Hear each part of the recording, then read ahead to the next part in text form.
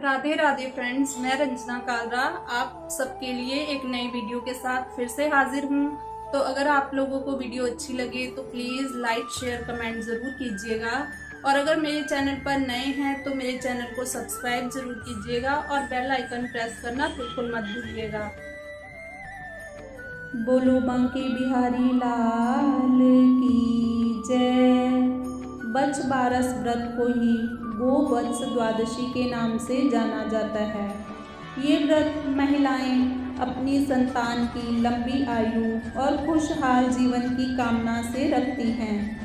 बछ बारस की व्रत कथा। एक साहूकार था जिसके 7 बेटे थे। एक बार साहूकार ने एक तालाब बनवाया, लेकिन वहाँ 12 वर्षों तक भी वह तालाब नहीं भर सका। इससे परेशान होकर साहूकार कुछ विद्वान पंडितों के पास गया और उसने पूछा कि इतने दिन हो गए लेकिन मेरा तालाब क्यों नहीं भरता है। तब पंडितों ने कहा कि तुम्हारे बड़े बेटे या बड़े पोते की बलि देनी होगी, तब ही यह तालाब भरेगा। साहूकार ने पंडित की बात मानकर अपनी बड़ी बहू को पीहर भेज दिया।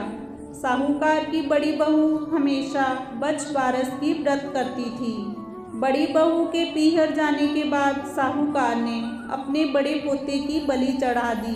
तब घनघोर मेघ बरसने लगे और तालाब भर गया। जब साहूकार अपने तालाब की पूजा करने जा रहा था तो अन्य लोग भी उसके साथ उसकी तालाब की पूजा करने जाने लगे।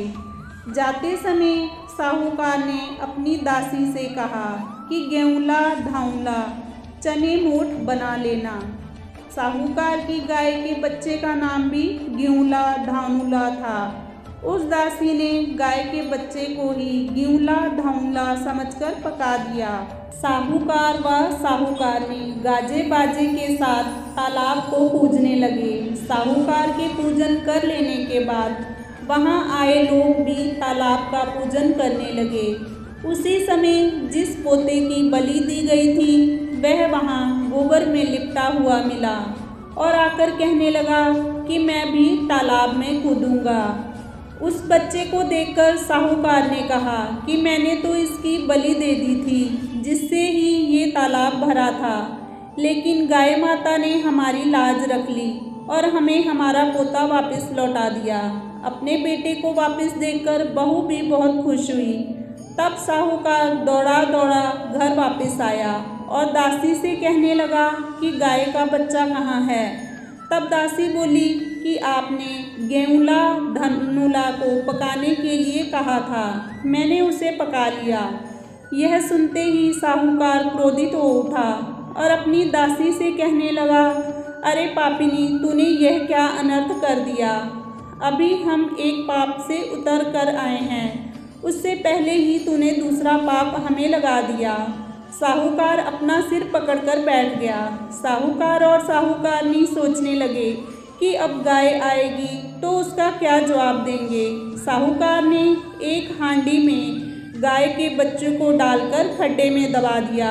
जब शाम को जंगल से गाय वापस घर आई तो अपने बच्चे को ना पाकर चिल्लाने लगी और गड्ढे में दबी हुई हड्डियों को खोदने लगी। जब गाय ने हांडी को खोदकर निकाला तो उसमें बछड़ा निकल आया। जब साहूकार को पता चला तो वह भी बछड़े को देखने के लिए गया तो उसने देखा कि बछड़ा तो अपनी माँ यानी गाय का दूध पीने में व्यस्त था। तब साहूकार ने पूरे गांव में ढिंढोरा पिटवाया कि सभी स्त्रियों को बछ बारस का व्रत करना चाहिए। हे बछ बारस माता, जैसे साहूकार की बहू को दिया वैसे ही हम सबको देना।